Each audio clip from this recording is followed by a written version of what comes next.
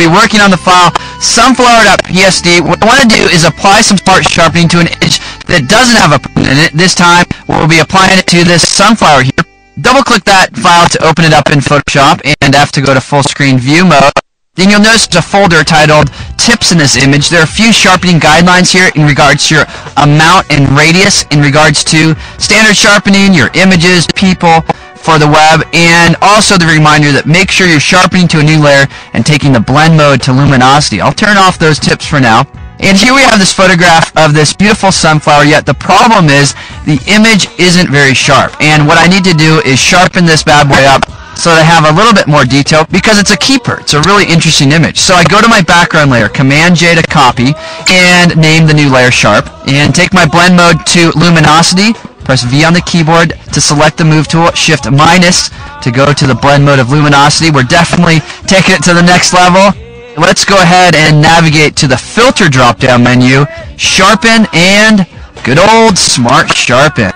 Now let's move things around a little bit. So I'm going to move my image over here so I can see it. I have a nice preview over there of the sharpening amount. In this case I have an amount of about 95%. I'm going to crank that up. And one of the things you're going to notice here is with images like this where you have really small details, your sharpening amount's going to be higher. We're also going to want to take Deke's tip, remember, to deal with these little details of the flower here. I'm not seeing any haloing. I am seeing nice, sharp details. The edges get a little tricky, and the sky, of course, gets a little tricky when we do that more accurate on. So what I may want to do is mask that off and do a couple different layers of sharpening. One for the center of the flower, which I'm liking right there. It's a pretty high amount, yet I think it looks pretty good. Click OK. So now I have that here, and I can see my before and after. And if I'm to zoom in on the image and look at the sky, check out the noise that we're creating up there. Okay, that's not a very good thing. I've exaggerated noise in the sky. Sky is a problem area for sharpening. No problem. Create a mask option. Alt-click the mask icon. Grab a brush. And you know the drill, right? Paint with white to reveal this. Bring this out. Awesome.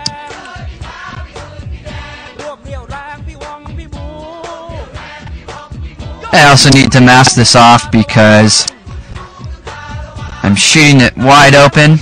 Let's double click the zoom tool, and then we'll zoom in a little bit more just to see how we're doing. Here's our before and after. You know, for the most part the image looks pretty good. Now there are a few edges that I would like to clean up. I would need to do some more detail mask stuff. So I'm going to grab my brush, and I'm going to decrease the brush size and now paint with black. I'm seeing some halo over here I'd like to get rid of. Halo on this one right here, and I want to go through and remove a lot of the haloing that came into the image on the edges of these leaves. Yet I want to have this high sharpening amount rather than pull it down in smart sharpen, because the edge of the flower petals aren't very sharp, and so I want to get them as sharp as possible, yet I want to pull out the haloing, so I'm just going to go through and do a little bit of this. I would want to go through the entirety of the image and really pull these out, especially when the flower petals are against the sky, right? That's where we're going to see it the most. Now let's go ahead and click on our mask before and after. It's subtle, yet significant. It's making some improvements on the sharpening.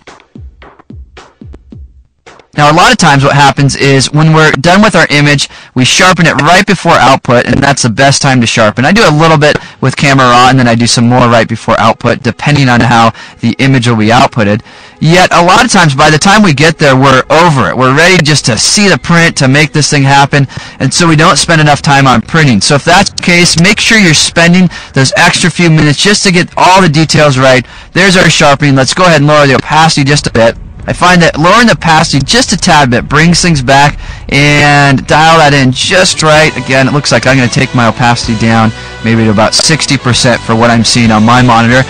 And that wraps up this movie. I'll catch you in the next one, where we're going to look at another sharpening technique called high pass sharpening.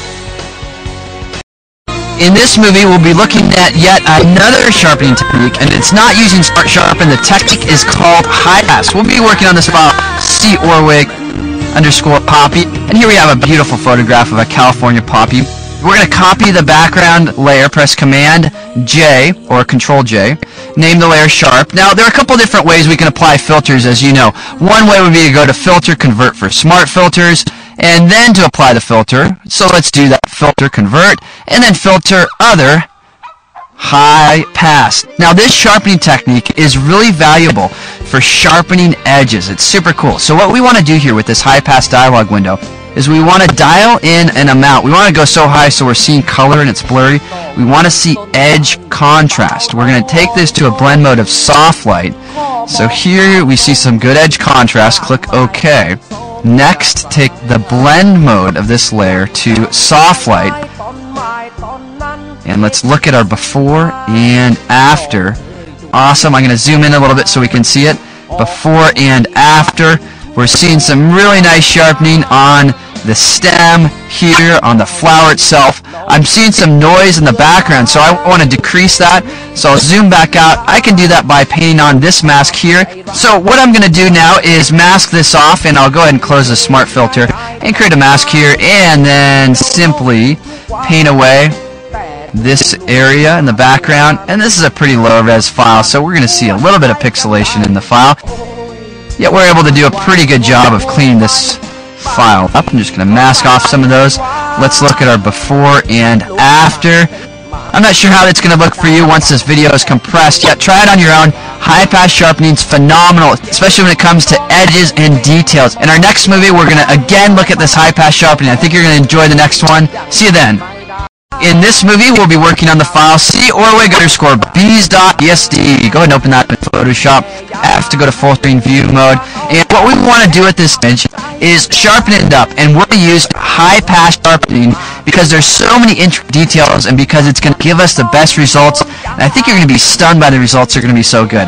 So let's go ahead and press Command J to copy the layer and name this layer Sharp. Next, we're going to navigate to our filter drop-down menu, Other and High Pass.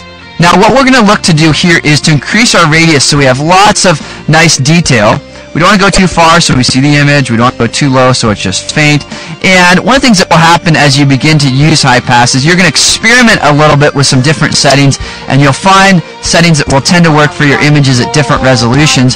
You can always undo this because we've copied this to a new layer, which is kind of nice. So I'll go ahead and take my radius up quite a bit. I might even say up to the high 2s there, so click OK.